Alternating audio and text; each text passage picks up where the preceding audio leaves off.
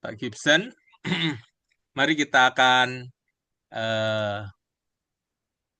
memulai acara yang sangat berguna untuk kita boleh dapatkan belajar sama-sama dari penulis buku Michelle ya, Ibu Michelle penulisnya. Mari kita akan berdoa terlebih dahulu. Bapak kami di dalam surga, kami mengucapkan syukur Tuhan kalau Tuhan sudah mengumpulkan kami pada malam hari ini. Kami bersyukur Tuhan berkati setiap materi yang nanti kami pelajari, biarlah ini boleh menjadi berkat buat kami semua. Berkati kehidupan kami di tempat kami masing-masing Tuhan.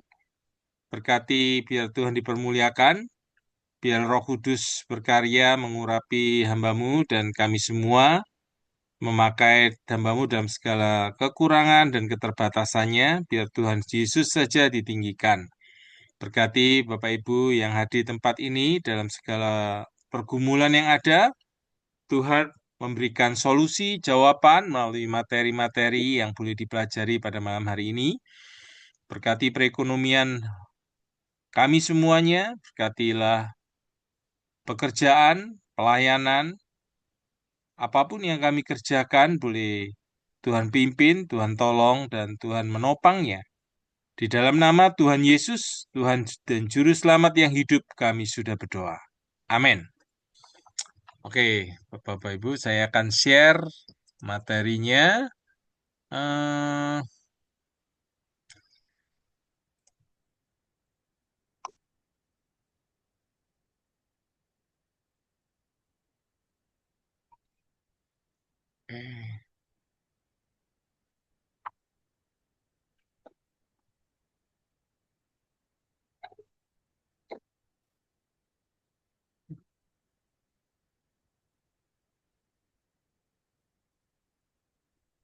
ya, hari ini kita akan belajar spiritual parenting yang ditulis oleh Michelle Anthony ya. Beliau ini men-sharingkan materi ini di YouTube ya dengan bahasa Inggris tentunya. Ada 6 sesi yang saya sudah ikuti ya. Bapak Ibu yang tertarik untuk memperdalam boleh mendengarkannya di YouTube juga ya. Jadi zaman sekarang ini penuh kasih karunia Bapak Ibu. Kalau zaman dahulu mesti membayar mahal sekali, tapi sekarang dengan media YouTube dan yang lain-lain itu kita bisa memanfaatkan secara gratis ya. Puji Tuhan untuk kita boleh belajar pembicara-pembicara yang baik ya, yang boleh menuliskan, boleh menjadi berkat ya buat kita semua. Michelle Anthony ini eh, buku ini diberikan oleh seorang yang eh, seorang dosen saya yang waktu itu mengajar saya di program DMIN, Dr. Ministry di Marriage and Family ya di saat Seminari Alkitab Asia Tenggara di Malang. Nah, saya mengenal buku ini dan saya melihat buku ini sangat baik ya untuk kita boleh belajar bersama-sama Bapak Ibu ya. Jadi di dalam spiritual parenting ini saya waktu membaca ya, saya melihat memang sudah diakui bahwa tidak ada orang tua yang sempurna, tidak ada ya. Jadi semangatnya adalah kita ini boleh belajar bersama-sama, meningkatkan terus, bertumbuh terus dan berusaha menjadi berkat buat anak-anak kita ya. Tentu di sini ada yang menjadi dosen dan menjadi guru, itu akan juga berguna, bisa diterapkan di dalam dunia mengajar.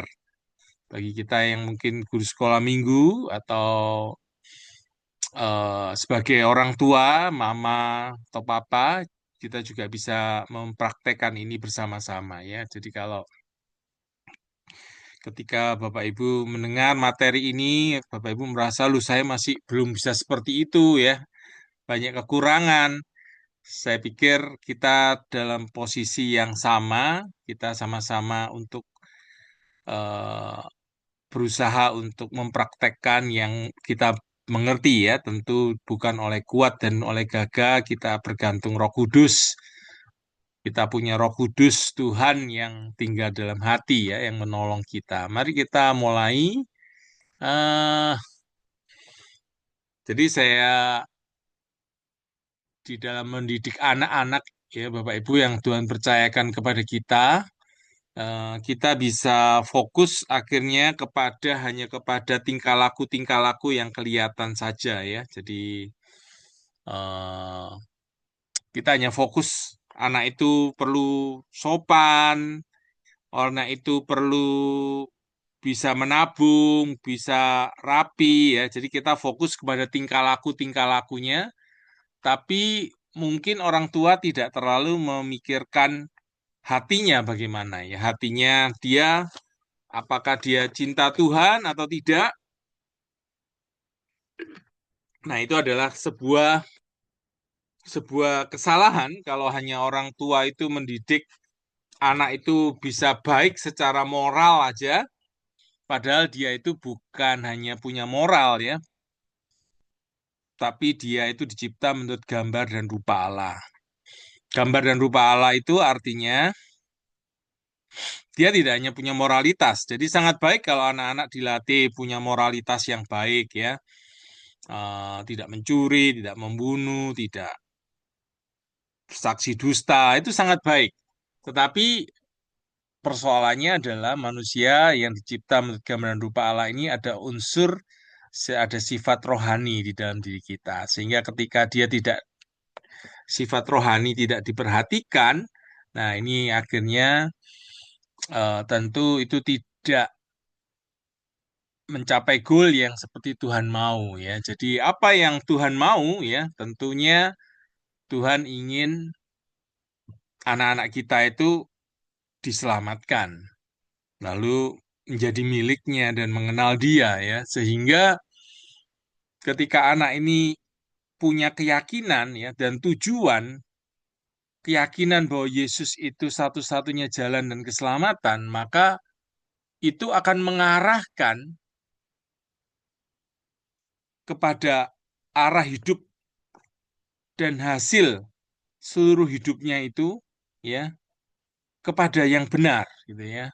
Dan itu keabadian yang dipertaruhkan Bapak Ibu ya, keselamatan di surga. Hanya karena misalnya Bapak Ibu orang hanya menganggap hidup baik saja cukup, yang penting berbuat baik saja sama orang lain, tidak merugikan, bermanfaat, tapi tidak sungguh-sungguh menerima keselamatan ya, tidak sungguh-sungguh menganggap bahwa dia orang berdosa yang membutuhkan juru selamat. Nah, kita bisa menyesatkan anak-anak kita itu bisa tidak memperoleh keselamatan ya, artinya dia bisa binasa di dalam dosanya. Nah, karena itu Bapak Ibu, sangat penting sekali anak-anak punya keyakinan yang benar terhadap iman ya, terhadap tujuan hidupnya ya, itu menentukan arah hidup.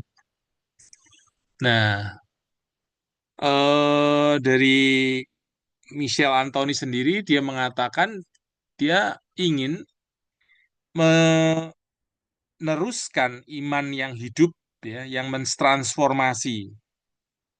Jadi dia ingin anak-anaknya memiliki iman yang sungguh-sungguh mendengar suara Tuhan ya. Lalu anak-anaknya ini bisa mengasihi Tuhan ya, mentaati. Mereka bukan saja hidup dengan kekuatan sendiri, tetapi mereka mentaati kebenaran dengan kuasa Roh Kudus. Jadi inilah yang menjadi goal ya, goal yang menjadi orang tua rohani ini goalnya di sini ya, anak-anak bisa mentaati, mendengar suara Tuhan ya. Mungkin sebagai tambahan ya Bapak Ibu, kita ini bisa hidup berada di dalam hadirat Tuhan ya, hidup in the presence of God ya. Hidup in the presence of God itu hidup yang artinya bisa mendengar suara Tuhan secara pribadi dalam hidup sehari-hari kita. Nah, bagaimana mendengar suara Tuhan itu? Ya, saya belajar dari seorang dosen bernama David Clemente. Kita bisa mengenal Tuhan itu lewat alam, Bapak Ibu ya. Bapak Ibu di sini ada yang dari Nabire ya, lihat alam. Nah, melalui alam itu Tuhan itu bisa bicara sesuatu kepada kita ya. Kalau Tuhan Yesus memakai alam berbicara kepada kita, dia mengatakan, lihatlah burung-burung di udara.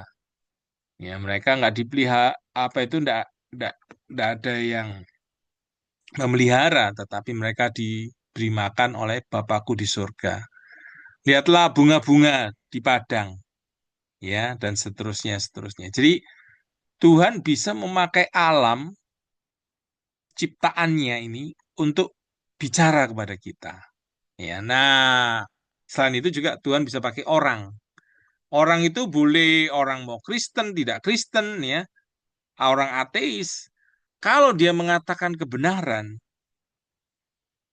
kita boleh mendengarkan karena semua kebenaran itu datangnya dari Tuhan. Tuhan Tuhan lah, Tuhan bisa bicara melalui orang-orang itu ya. Jadi Tuhan bisa bicara melalui orang ya. Ada kisah seorang yang depresi ya, seorang seorang filsuf, dia lagi depresi, lalu kemudian ada mobil yang di belakangnya ada sebuah tulisan rohani begitu ya, eh, plat nomornya itu ya, hope atau apa begitu, akhir atau fate atau apa begitu ya, itu berbicara kepada dia dan dia dikuatkan kembali untuk bersungguh-sungguh kepada Tuhan.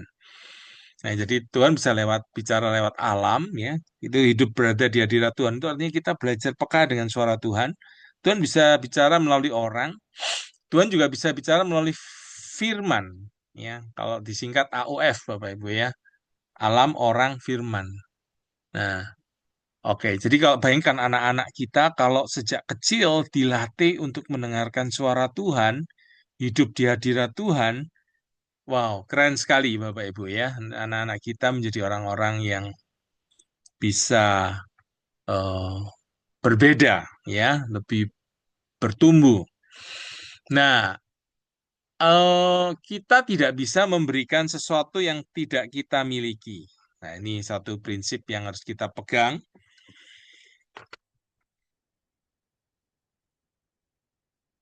Kita nggak bisa memberikan apa yang kita nggak miliki ya. Kalau saudara melayani, apalagi saudara mengajar ya, atau kalau saudara tidak memiliki ilmu pengetahuan, ya saudara tidak akan bisa mengajarkan ilmu itu ya. Tapi hanya dengan saudara memiliki, saudara bisa membagikannya. Apapun bentuknya ya, materi kah, atau hal-hal yang baik kah ya. Nah, pengasuhan spiritual itu bukan tugas saya hanya untuk mengontrol perilaku anak, tetapi untuk saya boleh menjadi teladan ya. Teladan yang asli ya, yang saya miliki dari hubungan saya dengan Tuhan ya, di dalam Kristus ya. Jadi artinya hubungan kita yang asli dengan Tuhan, teladan kita ini di hadapan anak-anak bagaimana ya. Nah, sebenarnya kata kuncinya adalah teladan Bapak Ibu ya. Apa yang kita mau bagikan ke anak-anak dengan teladan hidup kita. Sederhananya itu ya. Jadi anak-anak itu akan mencontoh kita ya. Jadi perlunya sekarang kita perlu apa? Membuat lingkungan, suasana, atau membudidayakan atau membuat lingkungan suasana yang seperti apa ya? Kalau kita lihat seorang bapak ini tersenyum ya, tertawa bahagia, ini ibunya ini memandang dengan penuh pengharapan, anaknya bisa bersama-sama merasakan suasana penuh pengharapan dan bahagia ya. Suasana jalan-jalan, ada keluarga yang ada waktu untuk mereka ya, suasananya ada kasih untuk anak-anak bisa mengekspresikan kebutuhan-kebutuhan bermain ya. Nah, ini jadi inilah artinya membuat suasana, lingkungan, membuat suasana yang seperti apa kita di rumah kita ya.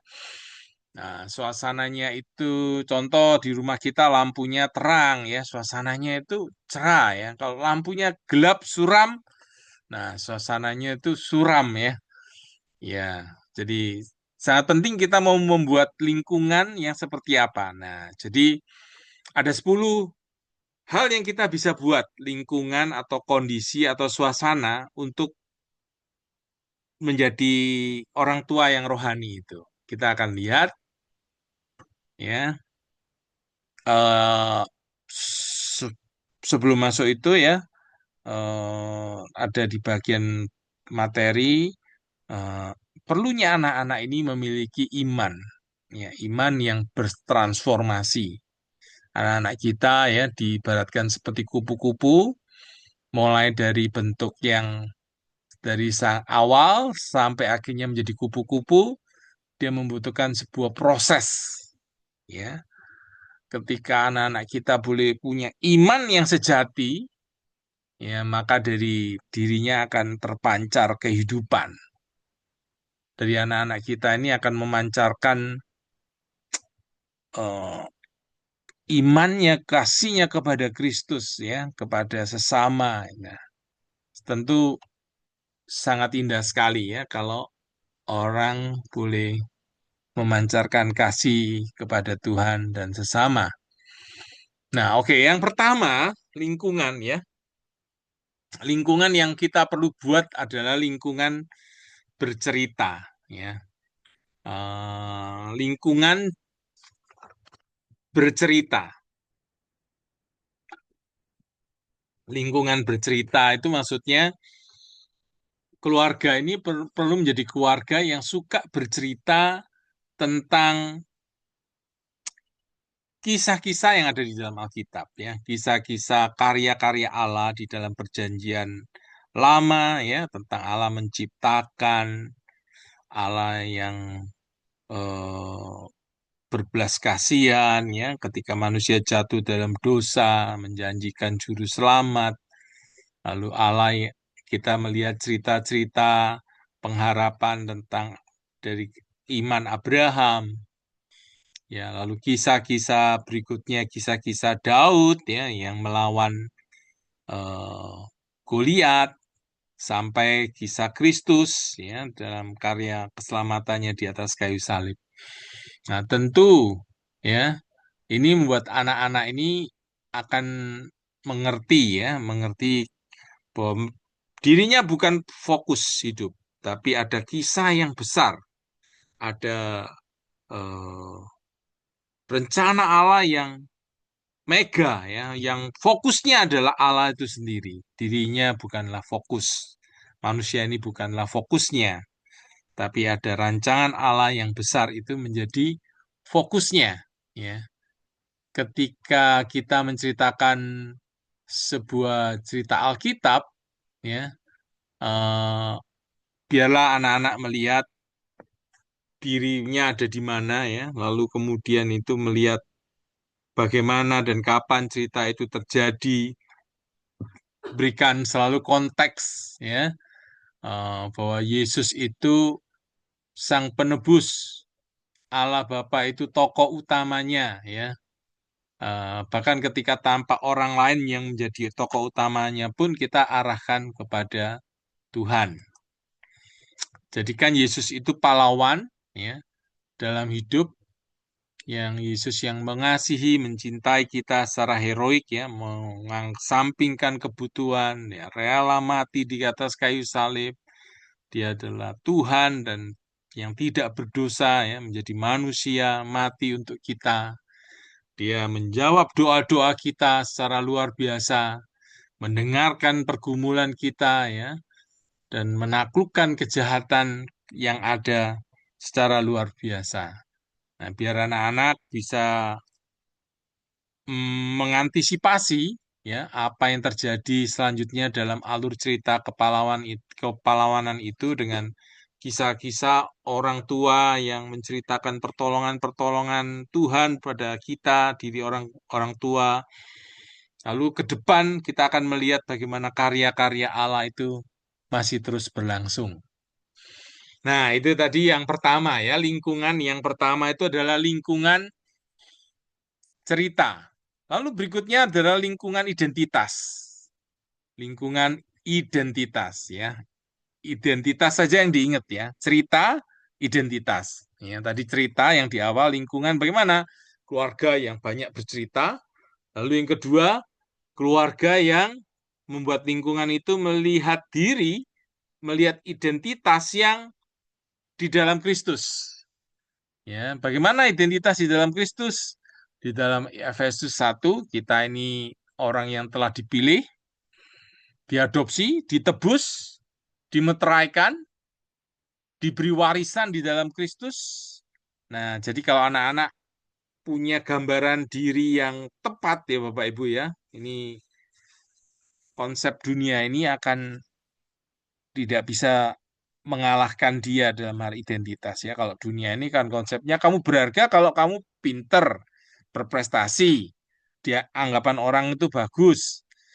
Ya, tapi kita lawan, anak-anak kita perlu diperlengkapi bahwa identitas kamu berharga karena karya Kristus mati buat kamu menjadi miliknya, menjadi anak Allah, kamu ditebus, dan di dalam anggapan Allah kamu berharga. Jadi anak-anak melihat saya berbahagia karena saya anak Allah, ya, karena saya sudah ditebus menjadi miliknya. Nah, anak-anak perlu memiliki identitas yang tepat ya, Bapak Ibu. Identitas yang orang tua bisa melakukan dengan cara apa? Ya, ini apa aplikasi praktis. Berikan berkat kepada anak-anak kita ya, tumpang tangan ke kepalanya, berikan kata-kata yang seperti Alkitab katakan ya, kamu anakku yang berharga, kamu anaknya Tuhan, aku mengasihimu ya. Bapak Ibu bisa memilih identitas-identitas seperti atau cerita apa itu doakan ayat-ayat Alkitab kepada anak-anak kita ya. Yang saya lakukan buat anak-anak saya ya, selain doa secara umum biasanya seperti yang saya lakukan, kiranya Tuhan memberkati engkau, sehat, kuat, pinter, cinta Tuhan, jadi berkat. Nah, itu yang saya secara umum saya sering lakukan buat anak-anak saya yang sekarang kelas 2 SMA dan 3 SMP. Nah, sekarang bisa juga pakai ayat-ayat Alkitab untuk kita memberkati mereka ya, ayat-ayat Alkitab yang misalnya kiranya anak-anakku ini menjadi orang yang mencari dulu kerajaan Allah dan kebenarannya, maka semuanya akan ditambahkan kepadamu. Nah, jadi kita bisa berdoakan ayat-ayat Alkitab itu kepada anak-anak kita atau bahkan pasangan kita ya. Memilih identitas yang buat anak-anak ya. Jadi kalau ini identitas-identitas yang Bapak Ibu bisa dapatkan, Bapak Ibu kalau mau cari tulis saja identitas di dalam Kristus PDF. Nah, nanti dari Sabda yang di web itu memberikan sebuah buku yang intisari, Bapak Ibu bisa download ya. Jadi tulis saja identitas di dalam Kristus begitu ya, PDF. Maka dari Bapak Ibu bisa download di Sabda. Nah, ini saya ambil dari materi itu dari bahan-bahan itu tidak semua ya. Nah, kira-kira inilah saya. Ini identitas anak-anak kalau mengerti ini ya pasti akan mengubahkan kehidupan anak-anak kita ya. Kalau anak-anak mengerti saya adalah anak Allah, saya sahabat Kristus, saya dibenarkan ya. Saya dipersatukan oleh Tuhan satu roh dengan Dia, saya telah dibeli. Nah, jadi kalau ini bisa ditempel di kamar tidur kita ya seperti ini, maka bisa diucapkan ya, diucapkan. Ini bisa diambil di print begitu Bapak Ibu bisa ngambil dari materinya di sabda yang saya bicara itu di print lalu diucapkan setiap hari itu akan menolong sekali ya buat anak-anak kita. Kita juga bisa memberkati mereka, misalnya kamu adalah garam dan terang dunia, kamu akan jadi berkat. Nah, jadi kata-kata yang baik buat anak-anak kita ya. Oke, jadi ya, kita sudah melihat dua. Yang pertama lingkungan cerita, lalu lingkungan yang identitas ya. Kita buat lingkungan yang seperti itu dalam relasi dengan anak-anak kita ya. Lalu yang ke berikutnya adalah lingkungan komunitas. Ya, lingkungan komunitas orang percaya. Jadi anak-anak boleh berkumpul dengan gereja, persekutuan, komunitas ya. Yang komunitas iman ini akan memperlengkapi dan memuridkan orang tua ya untuk bisa merayakan kehadiran mereka ya, kehadiran anak-anak ini eh, di dalam kehidupan kita. Jadi komunitas akan memperlengkapi anak-anak kita, memberikan pengaruh-pengaruh yang baik. Anak-anak mengembangkan potensinya di sana, mau ikut melayani. Mereka melihat teladan-teladan yang baik di dalam komunitas orang percaya. Jadi berikan lingkungan yang sehat, tadi cerita, identitas, dan komunitas yang ya orang-orang percaya itu. Ya, itu akan memberi pengaruh. Iman anak-anak akan bertumbuh di sana, ya, karena dia bergaul dengan orang-orang dewasa yang juga mengenal dan mengasihi Allah. Iman anak-anak akan terinspirasi ya ketika ya berada di dalam komunitas yang berusaha menghidupi kasih Allah itu. Nah, komunitas itu baik sekali untuk bisa mengingat hal spesifik yang Tuhan sudah lakukan ya. Dan jadi kita bisa menyembah di rumah, menyembah Dia karena apa yang Tuhan sudah lakukan, sedang lakukan dan akan lakukan. Jadi komunitas agama juga banyak merayakan hari raya seperti Natal, Prapaskah, Minggu Palma, Jumat Agung, Paskah, Kebangkitan Kristus, kenaikan Kristus, Pentakosta ya. Jadi seperti ini.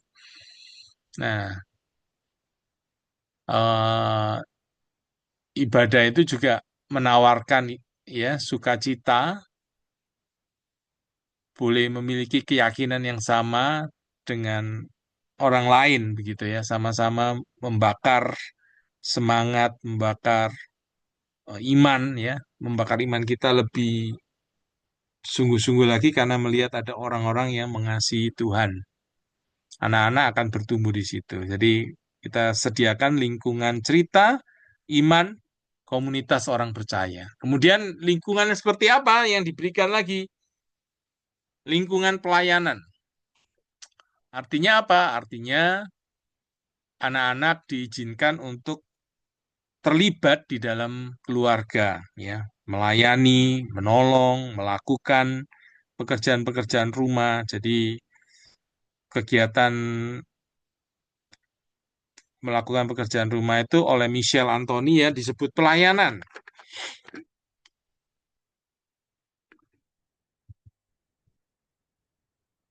Jadi jadi perlu sekali eh, anak-anak dilibatkan untuk bisa ikut melayani di rumah kita. Oh ya, oh materinya enggak keluar ya Bapak Ibu ya? Oh sebentar ya. Oke, ntar. Kalau tidak keluar, saya akan stop dulu mungkin. Oh, sebentar.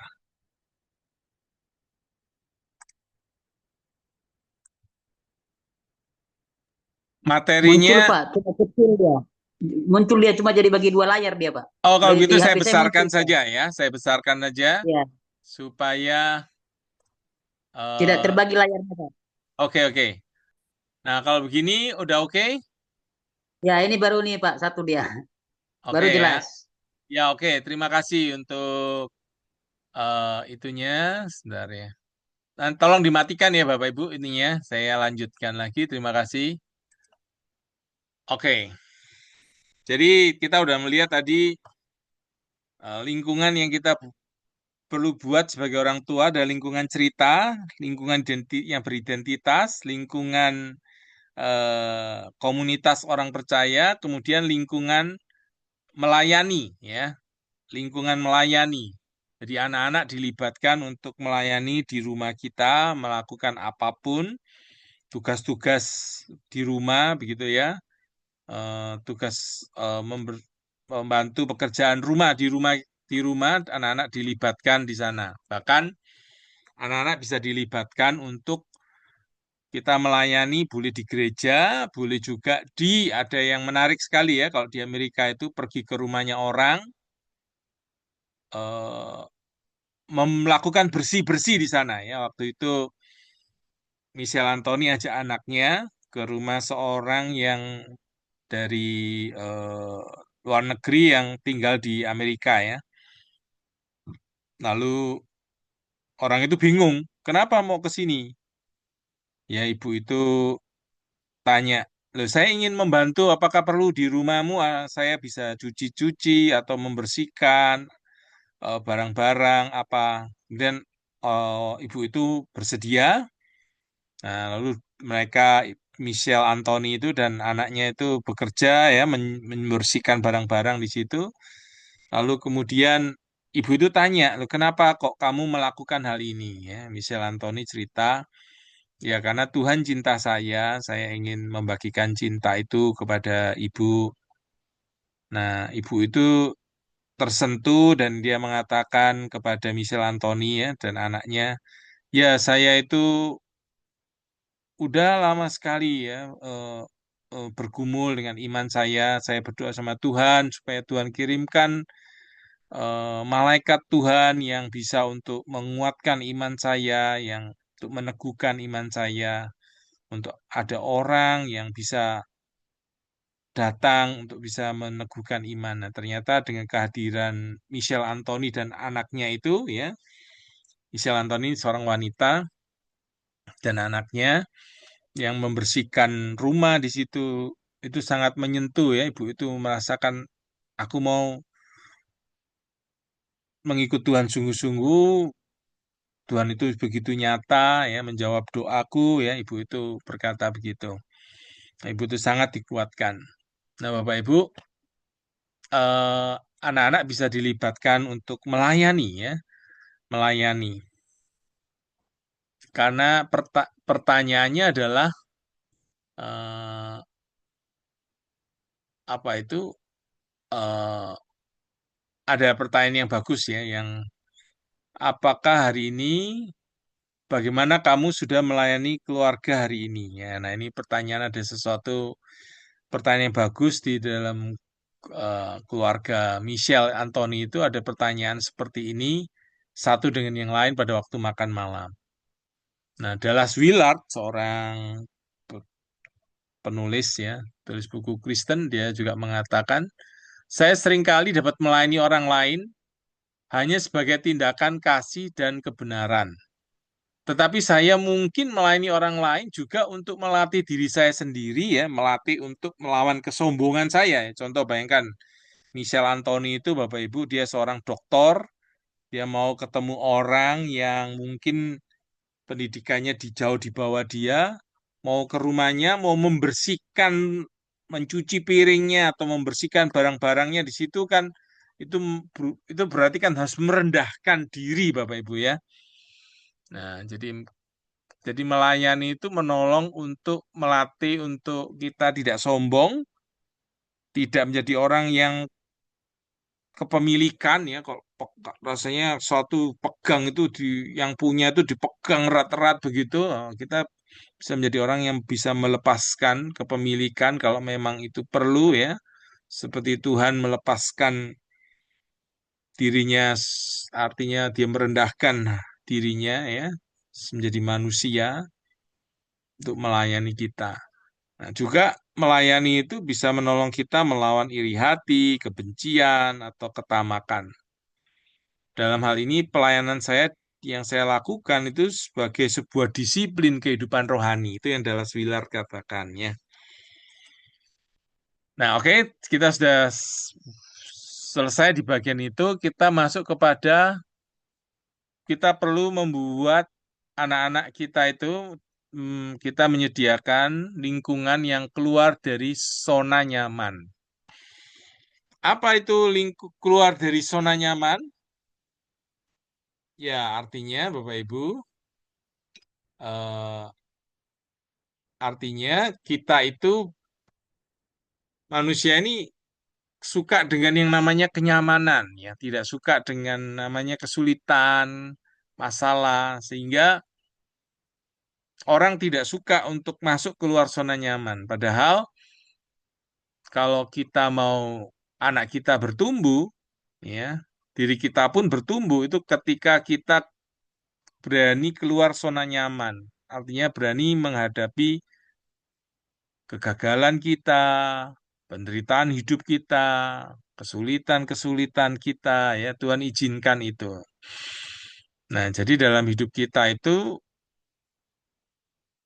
ada tulisan ya di dalam Yakobus, berbahagialah kamu kalau kamu mendapatkan bermacam-macam cobaan, itu akan menguatkan imanmu, ya.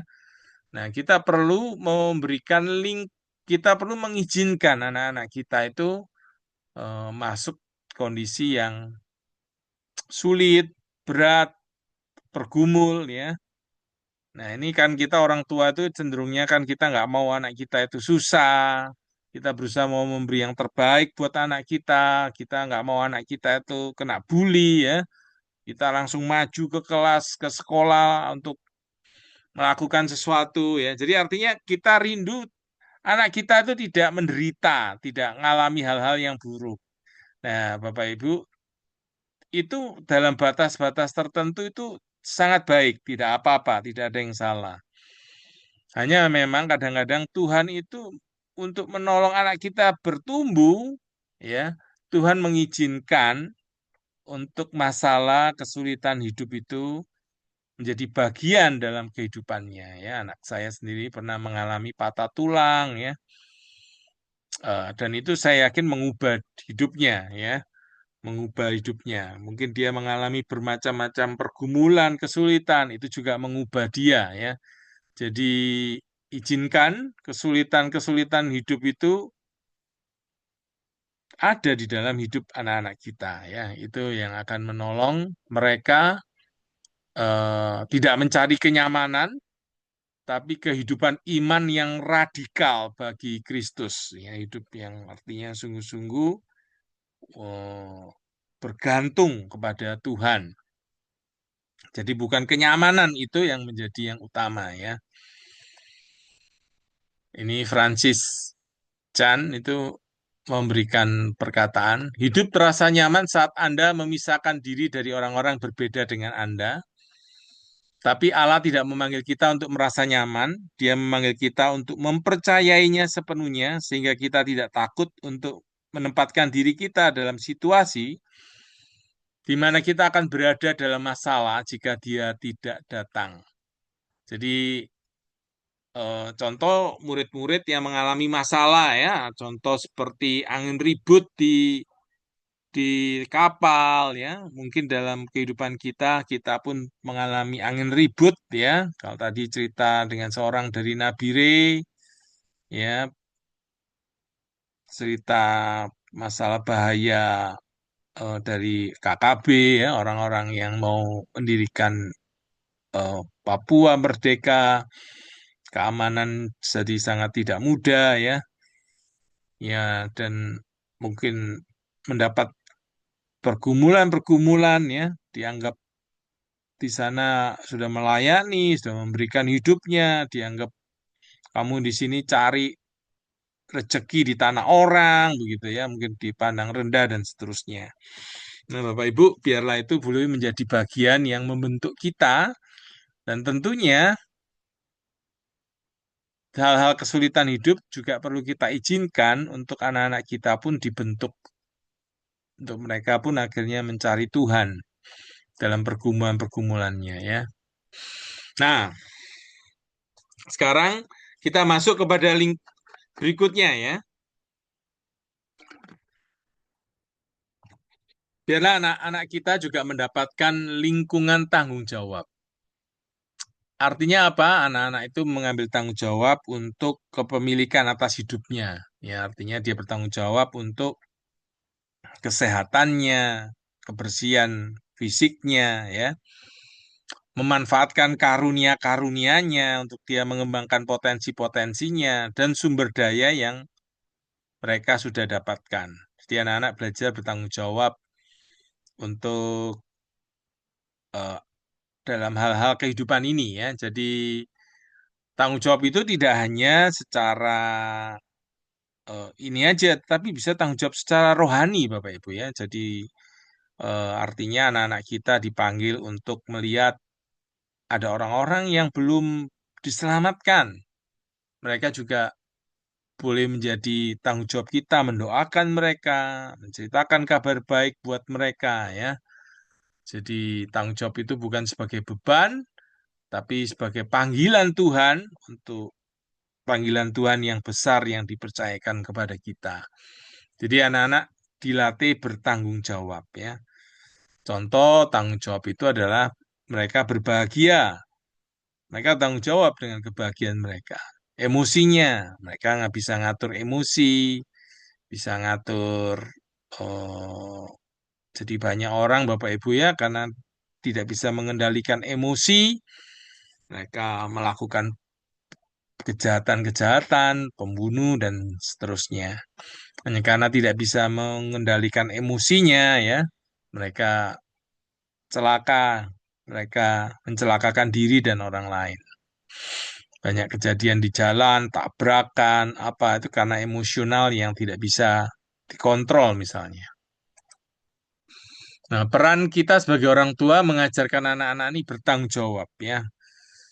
Eh, Kebersihan, membersihkan kamar, merapikan tempat tidur, tata krama, sopan santun, berolahraga, tata krama di meja makan ya. Masalah matematika, menulis yang baik, ya, mengenal Yesus dan Firman, mencuci pakaian, membuat makanan, menatap mata ketika mereka berbicara, ketika seseorang berbicara pada mereka, ya, berjabat tangan, duduk dengan tenang, berbicara tepat waktu, mengelola uang, mengendarai mobil yang bertanggung jawab atau motor, berinteraksi dengan lawan jenis, ya, tadi di-sharingkan kondisi di Papua begitu, kalau wanita di sana sangat sangat dalam posisi yang lemah ya. Kalau misalnya ada wanita yang pria itu tidur dulu dengan mereka hidup dulu kumpul kebo dulu dengan wanitanya ya. Lalu kemudian ada yang istilahnya tadi mengetes keperawanannya dulu ya.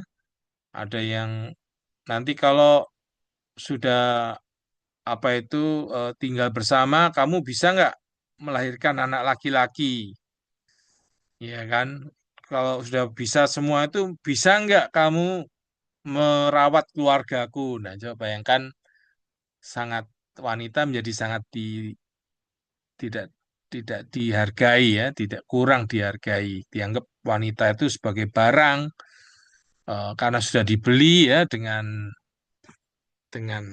mahar atau dengan sesuatu ya mungkin dengan babi atau itu seperti itu dianggap wanita itu sudah milikku diperlakukan dengan KDRT pun ya sudah dia milikku. Nah, ini contoh Bapak Ibu ya. Jadi sangat penting kita mengajari anak-anak kita bagaimana berinteraksi dengan dengan lawan jenis, dengan keluarga besar, mengatakan tolong, terima kasih, dan seterusnya masih banyak sekali ya. Rian. Kita ini ini kita punya tugas yang banyak sebagai orang tua ya.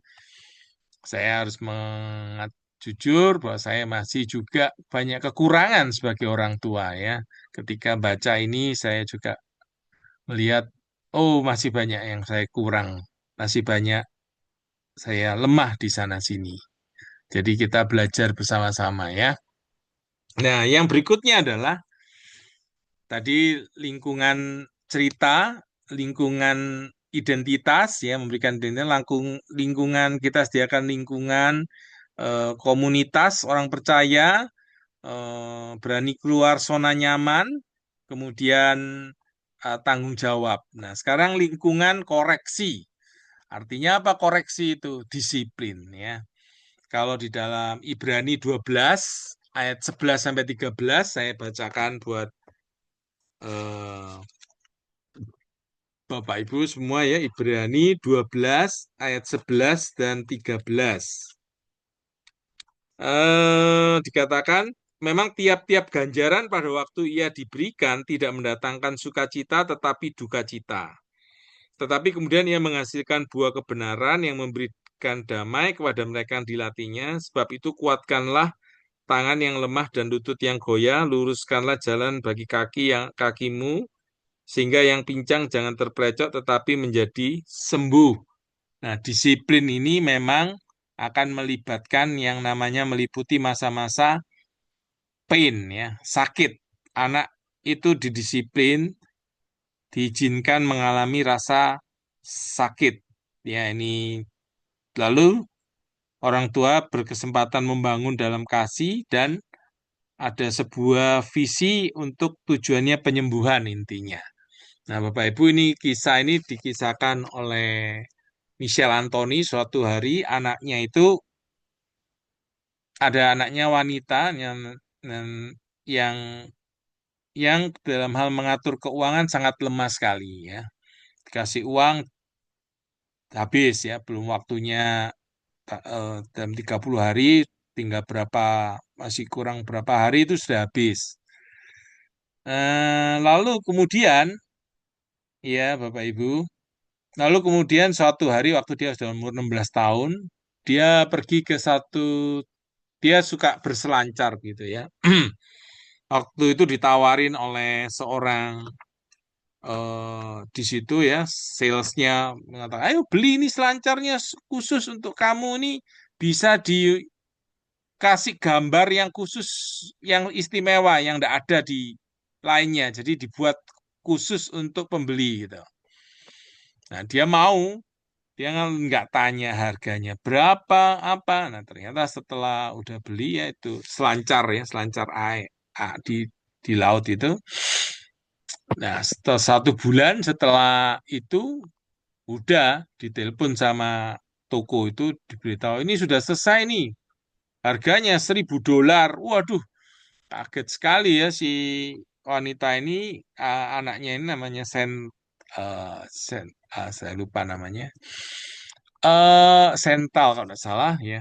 Eh, Wanita anaknya ini kaget ya, anaknya Michel Anthony ini. Waduh, dia bingung ya. Wah, teleponnya itu nggak ditangkat, teleponnya dari toko itu dia nggak mau angkat. Nah, lalu kemudian Michel Anthony tahu itu, lalu Michel Anthony tanya apa yang terjadi. Singkat cerita, anak itu jujur terus terang. Nah, lalu kemudian Michel Anthony itu mau bertanggung jawab membereskan ya. Nah, tapi ketika selancar itu sudah dibawa pulang, memang sangat bagus ya. Semua ukiran atau cat-catnya itu khusus dan sangat bagus, tapi kemudian ada disiplinnya yang diterapkan adalah anaknya itu tidak bisa memakai. Ini miliknya orang tua.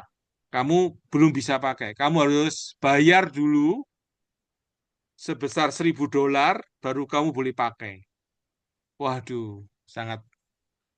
Kalau mungkin orang tua yang tidak ngerti disiplin ya, saya jujur dalam hal ini saya juga lemah.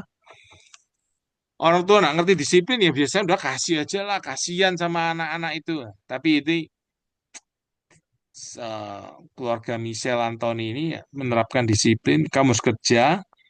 Akhirnya anak ini kerja diatur sedemikian rupa, dia bekerja, udah 1/2 tahun, anak itu bilang, boleh nggak aku coba aja? Wah ini kan kan sudah tinggal separuh. Tapi orang tua itu ngomong, enggak, kamu harus sampai lunas dulu baru boleh pakai, baru milikmu. Ini masih milik orang tua. Nah, lalu kemudian akhirnya sampai berjuang anaknya itu sampai selesai 1 tahun uangnya terkumpul dan akhirnya bisa anak itu memiliki dan mereka merayakan bersama-sama. Nah, Bapak Ibu bayangkan ya, ini luar biasa sekali diizinkan masa sakit ya, lalu bisa mengalami ya tetap orang tua memberikan kasih, lalu tujuan intinya adalah penyembuhan. Nah, jadi Jadi perlunya disiplin itu memang ada melibatkan rasa sakit, Bapak Ibu. Nah, ini menurut saya belajar di sini ya, bagaimana perlu mendisiplin anak. Eh, the end goal for us as parents is to conduct God's discipline in our children's lives in such a way that they experience healing from their sin. Jadi tujuannya adalah anak-anak itu bisa sembuh dari dosa mereka ya. Ini pergumulan yang tidak mudah kita sebagai orang tua ya. Pasti kita orang tua kadang-kadang sulit karena mengizinkan anak mengalami hal yang menyakitkan itu tidak mudah ya buat kita. Tapi kalau demi anak itu sembuh dari dosanya, belajar izinkan itu pasti menyakitkan, langkah pertama, lalu terus bangun dengan cinta, ya terus kita terus buat jalur yang lurus dan rata itu maksudnya terus kita kerjakan itu dengan disiplin, eh, dengan sungguh-sungguh ya. Oke. Lalu berikutnya Bapak Ibu, berikutnya adalah kita sudah melihat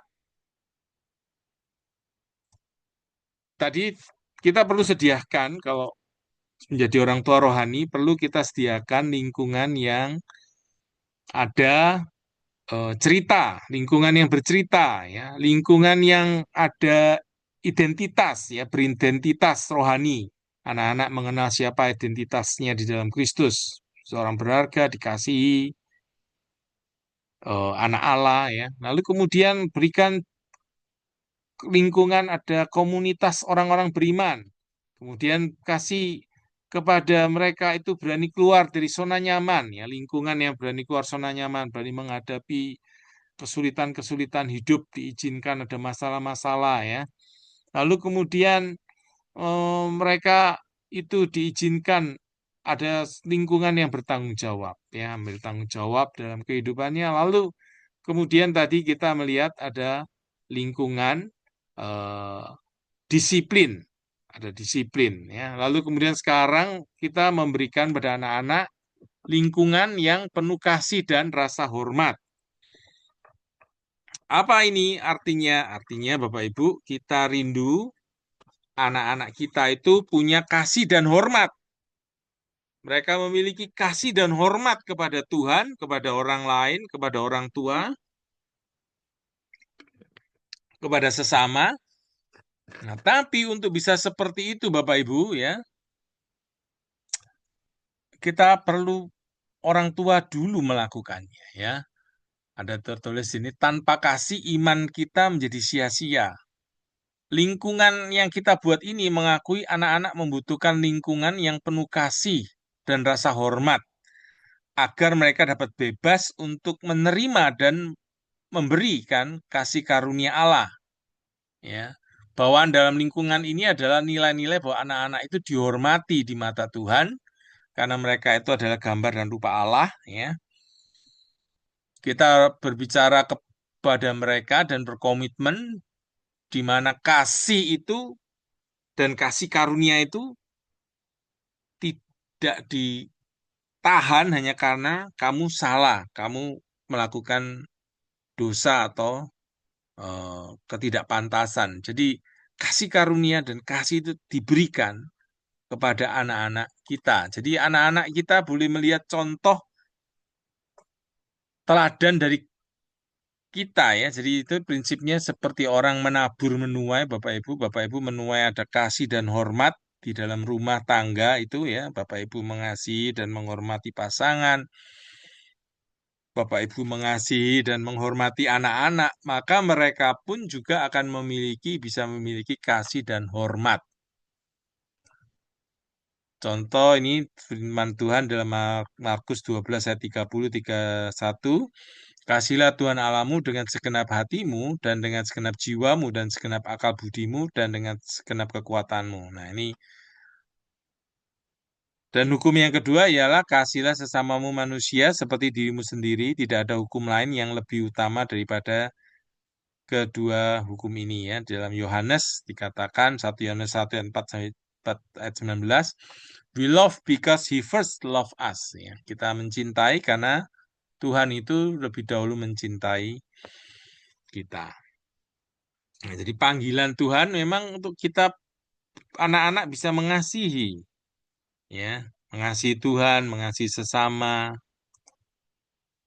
Nah, kita menunjukkan rasa hormat, contohnya yang sederhana adalah ketika kita menatap mata anak-anak kita ketika mereka berbicara dengan kita, ya. Jadi kalau orang tua nggak ngerti ini, ya anak bicara nggak pernah ditatap matanya, ya. Tapi kalau Bapak Ibu eh, melakukan, menerapkan hal ini, ya, di sini ada guru, ya, ada dosen, ada siapapun, coba kita menghargai mahasiswa, murid kita, orang yang lain, ya. Kita mengasihi dengan menatap mata ketika mereka bicara. Jadi ketika kita menabur cinta dan hormat kepada anak-anak, suatu hari kita akan menuai panen bahwa anak-anak remaja kita itu menunjukkan cinta dan hormat kepada kita. Jadi ini konsepnya adalah tabur tuai, Bapak Ibu, ya. Menjadi orang Kristen itu berarti bertanya, apa yang saya dapat berikan kepada orang lain, ya. Jadi tidak berkata apa yang saya ingin orang lain tersebut tahu atau jadikan, tapi kita fokus kepada memberi apa yang saya dapat berikan kepada orang lain, ya. Di sini saya yakin Bapak Ibu sudah menerapkan kasih, memberkati orang, memberi, ya. Nah, ini berarti kalau kita mau memberi pada orang lain, ya, kita bisa belajar dari orang lain itu, bahkan dari seorang anak kecil sekalipun, ya. Kita belajar mengerti kebutuhannya, mendengarkan dia. Jadi mendengarkan ini adalah bentuk kasih, Bapak Ibu, ya. Mendengarkan itu adalah sebuah kasih. Dan itu memang tidak mudah, ya. Itu butuh usaha yang sungguh-sungguh untuk mendengarkan anak-anak kita atau orang lain. Tapi itu bentuk kasih, ya, dan hormat. Jadi kalau kita mau untuk anak-anak memiliki itu, kasih dan hormat itu, ya tunjukkan dulu. Show it first, ya. Kita menunjukkan lebih dahulu, baru kita mengharapkan anak-anak itu bisa punya kasih dan hormat, ya. Ini persoalan memang adalah kalau di dalam suami istri ini sudah tidak ada kasih dan hormat, ya. Anak-anak melihat contoh yang buruk.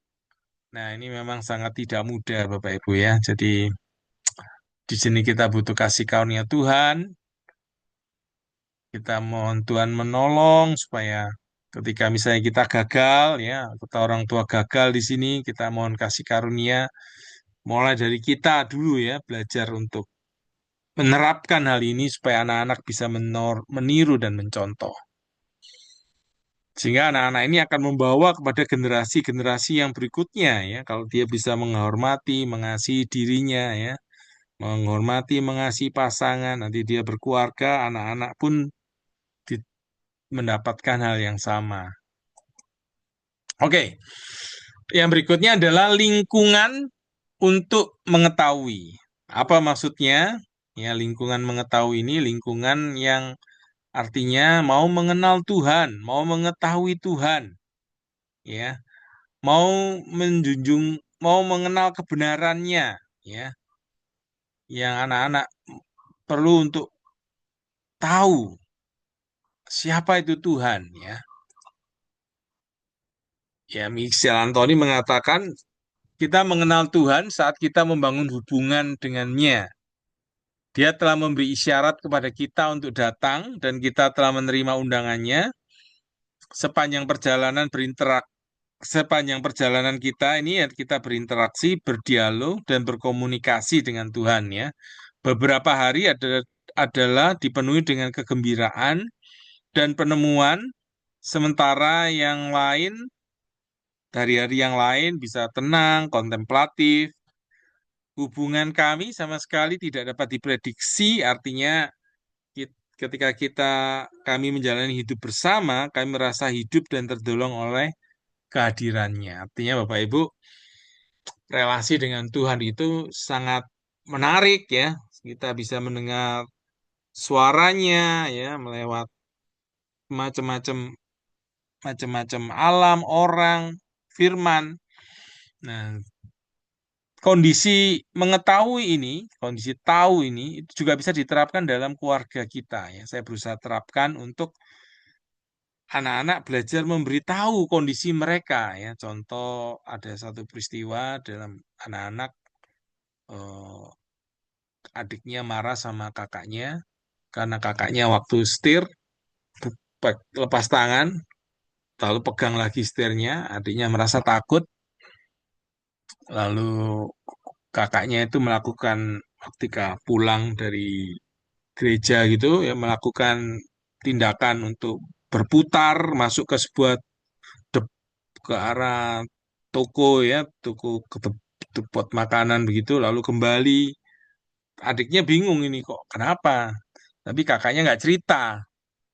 Nah, jadi akhirnya timbul kemarahan, timbul sakit hati ya. Kakaknya pun juga sama-sama lagi kondisinya not good ya, nggak mau cerita. Nah, saya pagi-pagi saya ajak untuk cobalah yuk cerita ya. Apa sih yang terjadi? Meskipun kondisinya nggak nyaman untuk kakaknya cerita, tetapi dia tetap bercerita. Adiknya mengerti kondisinya bagaimana, akhirnya hubungan mereka jadi lebih baik ya. Nah, jadi artinya saya pikir kondisi suasana untuk belajar saling memberitahu ini kita perlu budayakan di dalam keluarga kita. Ya kan, seringkali ini juga suami istri ya, kadang-kadang juga nggak mau memberitahu apa yang terjadi ya, sehingga pasangannya ini bertanya-tanya kenapa pasanganku seperti ini. Nah, jadi artinya mulai dari kita, Bapak Ibu ya, kita belajar memberitahu, belajar berkomunikasi ya, seperti kita mau tahu apa Tuhan itu kasihnya seperti apa. Hmm, Tuhan ingin kita mengenal Dia, mengetahui Dia. Jadi suatu lingkungan yang mengetahui ini penting ada dalam keluarga kita ya. Oke, berikutnya ketika Anda tahu seseorang dan Anda mempercayainya, Anda akan mendatangi mereka. Kita dapat melatih anak-anak kita bagaimana melakukan hal ini dengan mengenal siapa Allah secara pribadi ya, seperti yang dinyatakan dari firman-Nya. Intinya anak-anak kita bahwa kita dan anak-anak perlu belajar memahami suara Tuhan, mengenal siapa Dia, belajar karakternya, ya, hal-hal apa yang membuatnya Tuhan sedih dan Tuhan senang. Kita belajar hidup bagaimana menjalani hidup kita sesuai dengan yang kita tahu itu. Ya, berikutnya yang terakhir adalah kita menyediakan lingkungan teladan, ya, pemodelan. Jadi artinya anak-anak itu meniru kita karena mereka melihat siapa kita, ya. Gaya jalan kita, gaya ngomong kita, karakter kita, pola pikir kita, filsafat hidup kita. Anak-anak itu menyerap semuanya ya. Saya ingat anak-anak saya itu membagikan konsep-konsep saya ke teman-temannya itu ya. Padahal itu yang saya bagikan ke dia. Jadi dia pun membagikan itu kepada teman-temannya ya yang bisa menjadi berkat tentang masalah emosi. Saya ajarkan anak-anak untuk tahu emosimu itu apa, kasih nama, ungkapkan, lalu coba pikirkan emosi ini dari mana. Nah, itu dibagikan pada temannya yang mengalami masalah dengan emosinya. Nah, Bapak Ibu, hal yang terbaik yang dipelajari anak-anak itu adalah anak-anak itu melihat kita ya, yang mencari tahu untuk diri sendiri. Ya, Yesus berkata, carilah maka kamu akan mendapat. Mereka tidak akan selalu melakukan apa yang kita perintahkan, tetapi anak-anak itu akan menjadi baik atau buruk seperti yang mereka lihat dalam diri kita. Jika anak-anak kita itu melihat kita ini mencari kebenaran, ya, mereka juga akan mencari kebenaran itu. Ya, bagian menemukannya terserah Tuhan memang. Ya, ada penulis Polly Berrien Barron. Nah, Bapak Ibu, bagian kita adalah Bapak Ibu memberi teladan. Kita mau real, sungguh-sungguh, biar anak-anak kita juga memberi mencontoh kita ya. Nah, Kalau kita sungguh-sungguh dengan Tuhan, mereka pun juga sungguh-sungguh dengan Tuhan. Nah, saya ada istilah do as I do ya. Saya lakukan apa, kamu juga ikut lakukan. Ada bidang psikologi dan sosiologi memberitahu bahwa kita sebagai orang tua itu pengaruh utamanya dalam kehidupan anak-anak itu dari lahir hingga usia 12 tahun. Jadi 12 tahun pertama itu pengaruh kita yang luar biasa di sana. Tetapi apapun teori sosiologi dan psikologi, kita perlu punya tekad ya. Dengan kasih karunia Tuhan, saya mau menjadi pengaruh dalam hidup anak saya sampai saya mati. Ya, nah ini bagus sekali satu komitmen. Saya mau menjadi pengaruh yang baik buat anak-anak saya sampai Tuhan panggil saya. Ya, oke, udah selesai. Saya ingin Bapak Ibu yang mau ini ada singkatan nih Bapak Ibu ya. Singkatannya adalah untuk lingkungan yang kita perlu berikan pada anak-anak kita ini ya singkatannya adalah Cik Somta di HKTT ya. Jadi artinya Cik Somta ini namanya orang di Hong Kong gitu ya. HK ini anggaplah Hong Kong tanda tangan. Nah, jadi C itu apa? Cerita, identitas, komunitas itu C ya, CIK. Lalu zona itu zona ini keluar zona nyaman. Saya hanya ingatkan zonanya saja supaya untuk pengingat. Lalu M ini melayani, T ini tanggung jawab, D itu disiplin, H itu hormat, kasih. Yang pertama T pertama tahu ya, kita berikan lingkungan untuk tahu. Lalu T yang berikutnya ini teladan ya, atau model T atau M, saudara bisa terserah ya. Jadi saya pikir cukup sampai di sini teman-teman. Teman-teman yang ingin mempelajari lebih lanjut bisa lewat YouTube nantinya.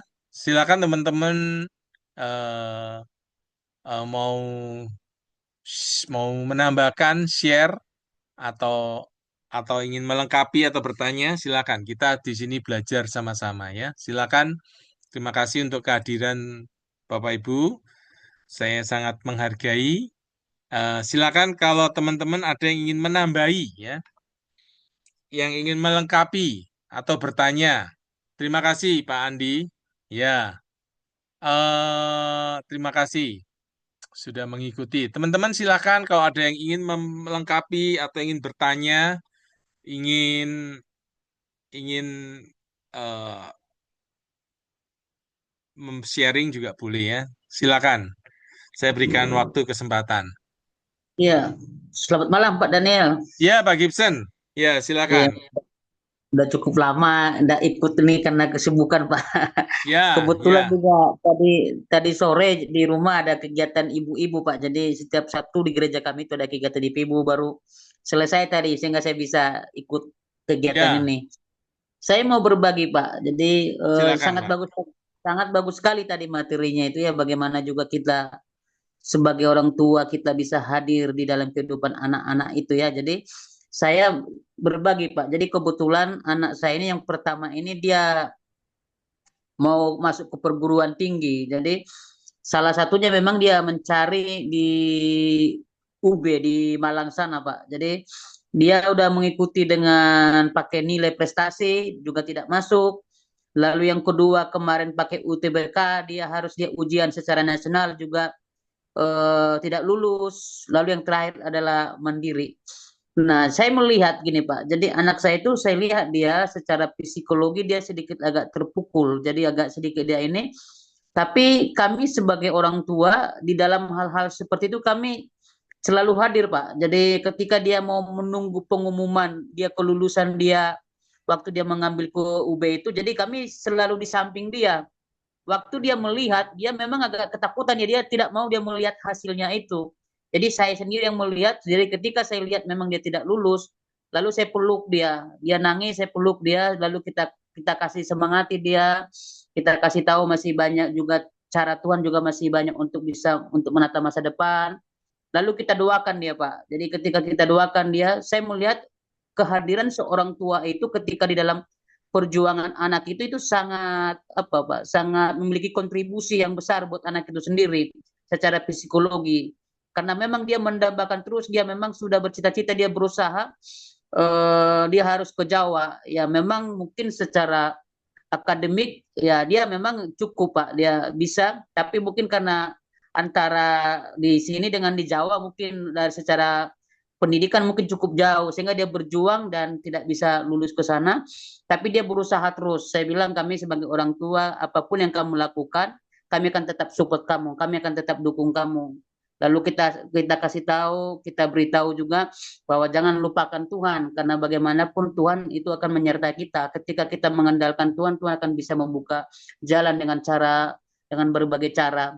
Jadi saya melihat Pak, jadi kehadiran kita sebagai orang tua ketika anak itu dia berjuang itu sangat kuat sekali Pak. Dia khususnya dia untuk dia supaya dia bisa move on dari apa yang sedang dihadapi itu Pak. Karena saya melihat kita kan sebagai orang tua dari wajahnya kan bisa kita lihat Pak, karena kita bersama dengan dia. Saya melihat wajahnya, matanya juga, dia mungkin dia di kamar dia nangis atau apa. Jadi ketika saya lihat ada agak bengkak matanya. Jadi saya secara sebagai orang tua, eh, kontak psikologi itu begitu sensitif sekali Pak. Jadi saya lihat, wah ini kayaknya anak saya ini sedang lagi mengalami pergumulan. Jadi saya dengan istri selalu memberikan waktu khusus kepada dia sehingga dia ada semangat bangkit lagi dia Pak. Jadi saya sangat bagus sekali materi ini bagaimana peranan orang tua itu ketika dia ada di dalam kehidupan itu, kehadiran kita itu Pak. Itu Pak. Terima kasih Pak Gibson, sangat memberkati ya, sangat cerita Pak Gibson ini sangat memberkati, artinya Pak Gibson memberikan lingkungan yang penuh kasih ya, memberikan lingkungan yang memberikan apa namanya ada kasih.